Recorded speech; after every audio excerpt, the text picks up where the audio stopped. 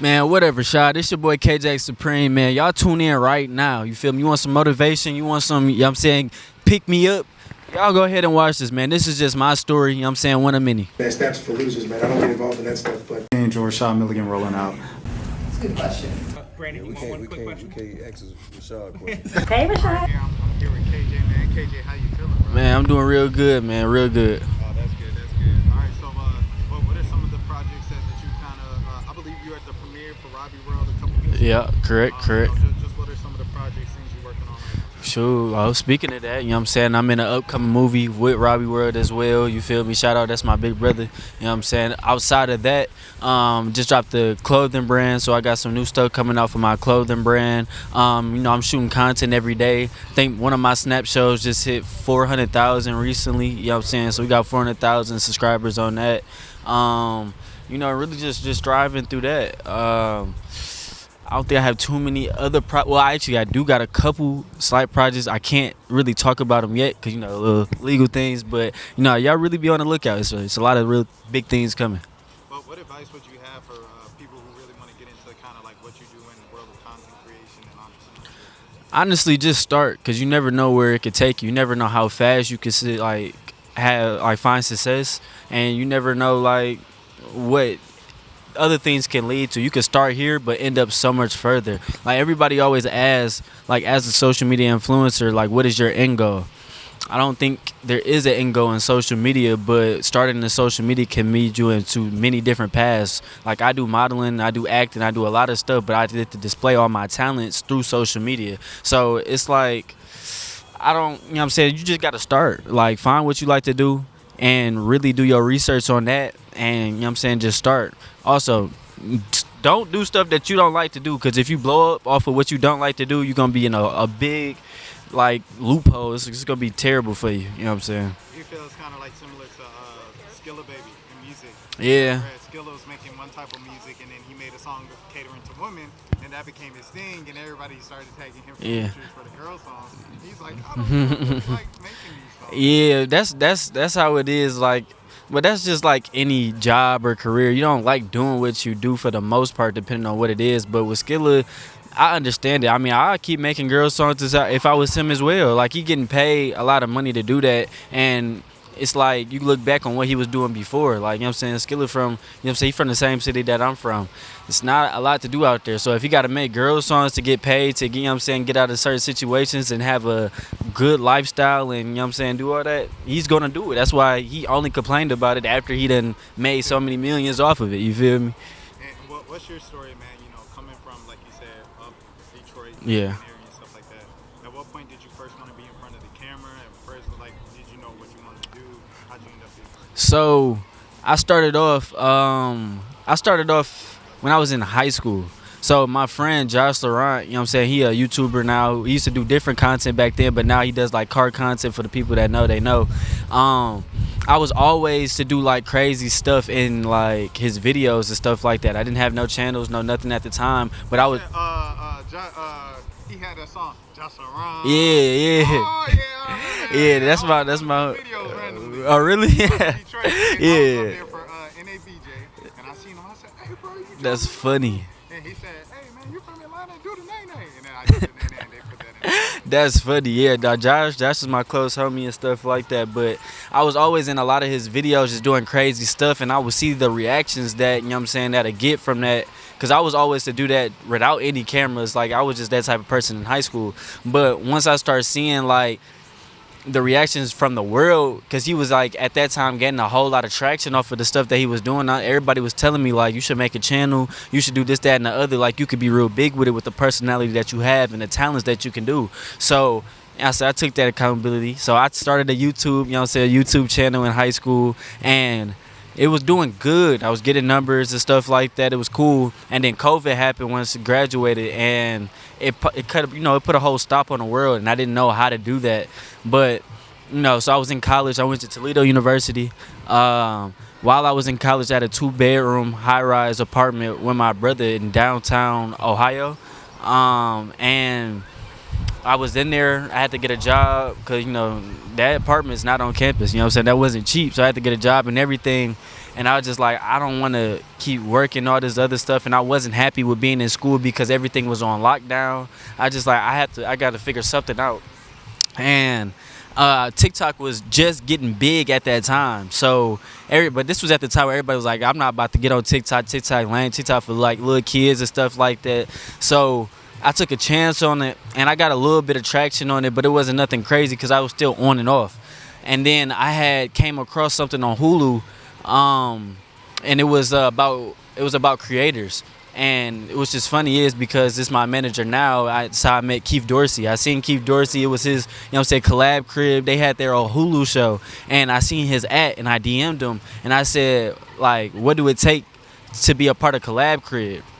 And it was a content house at the time in Atlanta, Georgia, which is where we at now, which is while I'm out here, you know what I'm saying? So he basically texted me back and was like, basically, we reach out to the people that we want.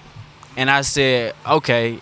Now I didn't know. I knew he didn't mean it in a disrespectful way, but I took it with all disrespect. I'm not gonna lie, which I understand because, like I said, I wasn't consistent in what I was doing, and I know that it takes real consistency and dedication. You know what I'm saying, to really work with people at that level. But at that time, I was just an ignorant kid that just knew he could do, but didn't know how to do it. So I texted him back and I said, "Don't worry about it. You'll see me soon."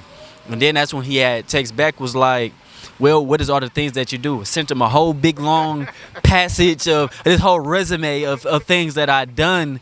I even lied about a lot of stuff. Like I said, I could sing. I said I could do a lot of stuff just so I can get that opportunity to show what I can do. And he was just like, basically, he was like, whenever you in Atlanta, just let me know. Never been to Atlanta, Georgia a day in my life, but I knew that they was notorious for throwing events at that time. So I asked him, like, when was the next event? He said, we don't know. It's just spontaneous. And if y'all know Keith, y'all know he would hit you the day before with some type of event or the day of. So I was like, I got to be prepared. So what I did was, around that time, it was around the 4th of July. So I'm like, man, they got to throw something for the 4th of July. But my close friend, we was neighbors, grew up together and everything. He went to Clark, Atlanta. So I was like, I'm about to come out there. You know what I'm saying? Like, I'm just going off on a whim. I hope it ain't going to throw something. He was like, all right, bet, just come down. I got you. So I went down there, brought my hotel and everything. I was with my friend, and I was like, I text Keith. I said, I'm down here. He said, all right. He said, send me your address. He was like, pull up. We got an event going. I said, okay, cool. I'm like, man. I told my brother, I'm like, come on, let's do it. Got in the car, Uber. Uber cost so much money. Like, I don't know what it was. It cost so much money. But we was far out. We was like 2 hours out in nowhere. We went to this ducked off mansion. It looked something crazy.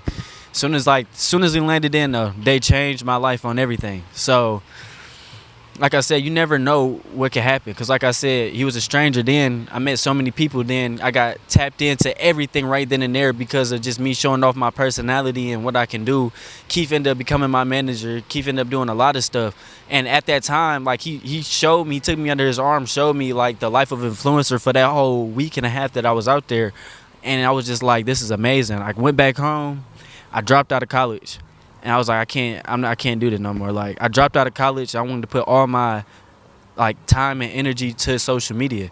3 days after I dropped out of college, I blew up on social media. And when I came back to Atlanta that following like 2 months or something like that, I had more followers than more than half of the people that I met out there and that lived in the house as well. So, like I said, you never know where you can start at. I mean, you got to start because you never know where you can finish at.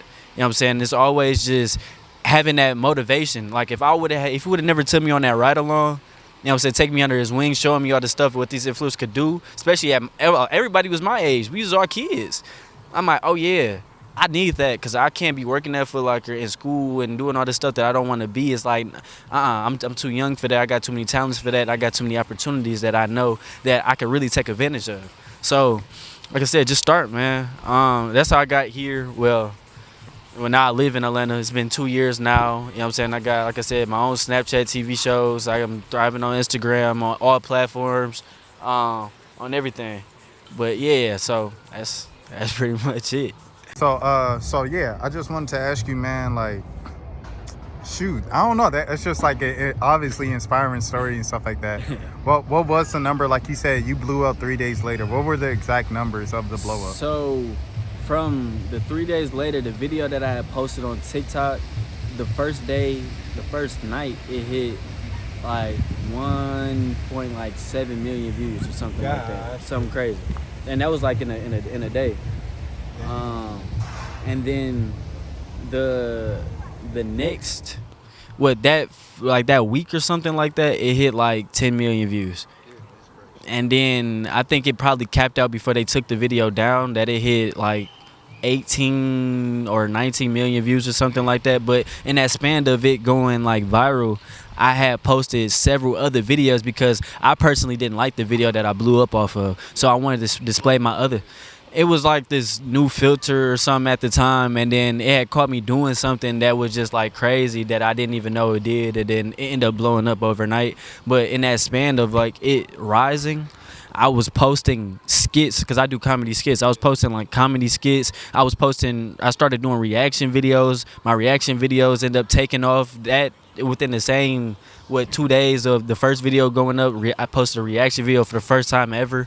Did a viral sound that I made viral that I'd never done before, and that ended up like the first day ended up getting like 5 million views. Like I just started displaying a lot of my talents and the stuff that I knew how to do, because I knew all I needed was the eyes on me. And once I had the eyes on me, no matter where it came from, I knew I could make it whatever I needed it. So yeah, that ended up going crazy for me. But what is it like? I asked you this the first time I met you in person, but I want to ask you on camera.